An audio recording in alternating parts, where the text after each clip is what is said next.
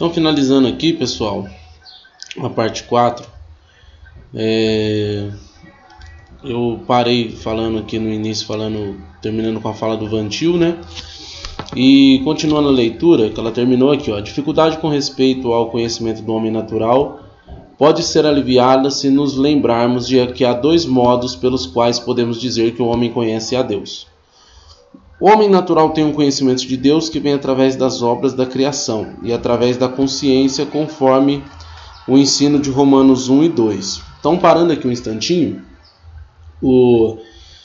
a nossa mente ela não é uma tábua rasa, como muitas vezes os naturalistas filosóficos querem dizer, os ateus, tá? Aqueles que são cientificistas. Eu expliquei que os cientificistas são as pessoas que colocam a ciência acima de tudo. Então, se não pode ter uma comprovação científica, não existe, tá? Então, as escrituras nos ensinam, em Romanos 1 e 2, que nós temos o conhecimento de Deus, que esse conhecimento de Deus ele é inato, ele vem com uma gravação em nós. É como um computador que sai da fábrica já com algumas características básicas. Na hora que você liga ele, ele não é zerado, ele está com algumas características já. Então nós viemos ao mundo desse jeito. E também Deus implanta no nosso coração a lei. Então Paulo fala a respeito da consciência em Romanos 2. Nós temos a noção daquilo que é certo e o que é errado. Tá? Então a lei de Deus ela está gravada no nosso coração. Tá bom? Então nós sabemos que existe um Deus, nós sabemos que Ele é o único Deus. Nós sabemos sobre amor ao próximo, nós sabemos que é errado mentir, nós sabemos que é errado assassinar, nós sabemos que é errado cobiçar, nós sabemos todas essas coisas que Deus gravou essa lei no nosso coração, tá? Só que o ser humano, o que ele faz com isso? Ele suprime isso e Deus responde endurecendo o coração das pessoas. Esse conhecimento de Deus é inescapável ao homem, não há como fugir dele. As marcas da presença e da existência da divindade estão indelevelmente marcadas na consciência humana. O homem conhece a Deus, a si mesmo e o mundo como criação de Deus. Esta é a revelação objetiva de Deus a ele. O grande problema da teologia está relacionado com a resposta que o homem dá a essa revelação como um ser ético-moral que é. A Escritura diz que o homem natural tem conhecimento de Deus, mas o que o homem faz com esse conhecimento de Deus? Ele tenta suprimir qualquer conhecimento que tenha de Deus por causa da depravação de sua natureza. A situação atual do homem natural, portanto, é sempre uma mistura de verdade e erro, sendo sem Deus e sem esperança neste mundo. O homem natural ainda conhece a Deus, em algum grau reconhece Deus, em virtude de serem criados à imagem de Deus, de terem o conhecimento inescapável da divindade dentro de si próprios. Os que odeiam Deus no sentido restrito ainda conhecem Deus e podem fazer o bem com o auxílio da graça comum neles. Então a graça comum é outra coisa que nós vamos estudar mais para frente, né?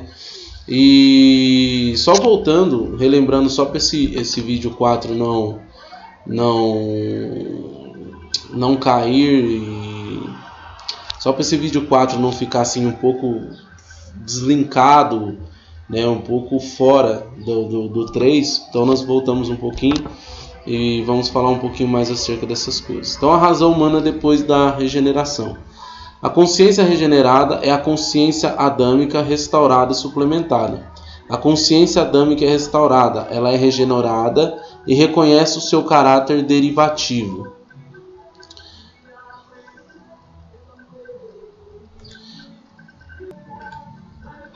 Então, ela reconhece o seu caráter derivativo, que deriva, que vem de, tá? Então essa mente ela é capaz de reconhecer isso porque Deus a regenerou e agora o homem tem a vida de Deus. Então a consciência regenerada, ele diz aqui na apostila, é a consciência adâmica suplementada. Antes da queda de Adão, estava no estado de posse pecare, enquanto que a consciência restaurada o deixa no estado de posse non pecare. Eu vou colocar um quadrinho no grupo que vai deixar claro essa questão de posse pecare e posse non pecare, tá bom? A consciência regenerada é restaurada no princípio, mas não em grau. A luta de Romanos 7 ainda está em vigor em cada cristão até o tempo da morte. Então Romanos 7 é aquela passagem que Paulo diz assim: o bem que eu quero fazer, esse eu não faço. O mal que eu não quero, esse eu faço. Quando eu penso em fazer o bem, o mal eu já fiz, tá? Então essa luta ela só é possível para um homem regenerado. Uma pessoa que não é regenerada, ela é escrava do pecado. Uma mente que não é regenerada, ela é escrava do pecado. É uma mente que está entenebrecida, como Paulo diz em Efésios. Agora a mente regenerada não, é uma mente iluminada, ela não é mais escrava do pecado, mas ainda ela tem esse conflito, porque a velha natureza tenta recuperar o espaço que era dela, tá? Ele vai dizer, se guardarmos todas essas distinções entre consciências adâmica do não regenerado e a do regenerado em nossa mente, podemos abordar corretamente a questão do lugar da razão na teologia. Então tudo isso que ele disse aqui é para que nós possamos usar a razão de maneira correta dentro da teologia, tá? Então é o lugar da razão na teologia, o objeto do conhecimento, o sujeito do conhecimento. Então tudo isso é para que nós não venhamos desdenhar da razão, nem dar à razão um lugar que a ela não pertence, tá? Então a mente regenerada ela usa a razão, mas é aquele conceito que eu disse para vocês, não vou me cansar de repetir, que é o conceito de inteligência humilhada. Então vocês fariam muito bem em assistir às aulas do Jonas Madureira para ter uma noção muito mais abrangente acerca disso, questão da inteligência humilhada, tá bom? E para que tenha uma questão um pouco mais aberta sobre o lugar da razão, porque ali ele faz 10 horas de vídeo, ele vai falar a respeito dessa questão da inteligência humilhada. Então gastem tempo com isso, pessoal, então não tem outro jeito, tem que gastar tempo com isso, tem que ler, vou repetir isso aqui exaustivamente, porque a gente é muito preguiçoso para ler, cara. A gente prefere fazer muitas outras coisas e a gente é muito preguiçoso para ler. Então estudo de teologia, estudo das escrituras, você tem que gastar tempo. Então isso vai fazer com que você venha ter o conhecimento e usar esse conhecimento para a glória de Deus, tá? A conclusão, bom que não cheguemos ao exagero pressuposicionalista de que antes da regeneração nossa razão é incapaz de ter qualquer conhecimento de Deus ou das coisas relacionadas com a criação. É possível ao homem conhecer coisas do universo sem que ele tenha o conhecimento de Deus. Estas coisas são provadas pelo desenvolvimento da ciência, que, em grande parte, deve-se aos cientistas que não têm qualquer noção de quem o Deus verdadeiro seja. É bem verdade que, após a regeneração, com a noção correta de quem Deus é, o crente vem a ter a compreensão bem mais abrangente das próprias obras da criação. Contudo, a grande pergunta permanece: é a razão humana mudada em capacidade de conhecimento depois da regeneração? Passa o homem a ter um melhor raciocínio depois de ser regenerado? A resposta a essa pergunta definirá se você está do lado dos evidencialistas ou dos pressuposicionalistas, tá? Então, se você quiser saber um pouquinho mais sobre isso, sobre apologética evidencialista e pressuposicionalista, não é uma coisa que você deva fazer agora. Eu não me atrevo a fazer isso agora, que é uma coisa um pouquinho difícil de você entrar, os termos são muito difíceis, né? Mas se você tiver curiosidade, você pode ir para o YouTube e dar uma pesquisada, lá tem vídeos explicando o que é apologética evidencialista e o que é apologética pressuposicionalista.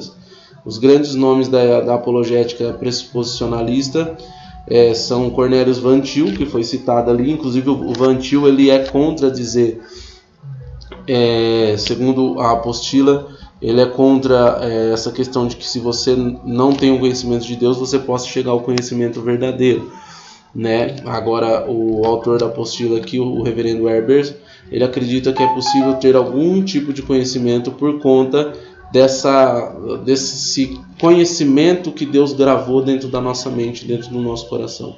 Tá bom, pessoal? Então, finalizando aqui, acabamos essa parte.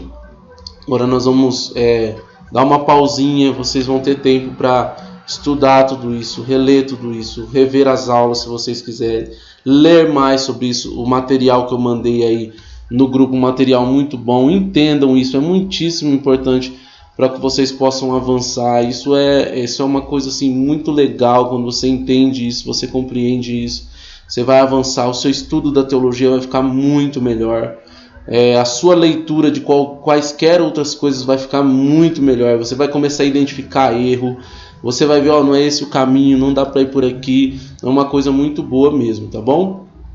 E no capítulo de número 3, nós vamos falar após esse mês de outubro. Nós vamos falar das noções gerais da teologia como ciência e vamos falar um pouquinho sobre o que é ciência, tá bom?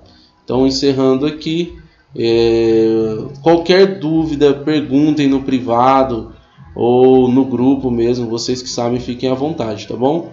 Estou aqui para poder ajudar vocês naquilo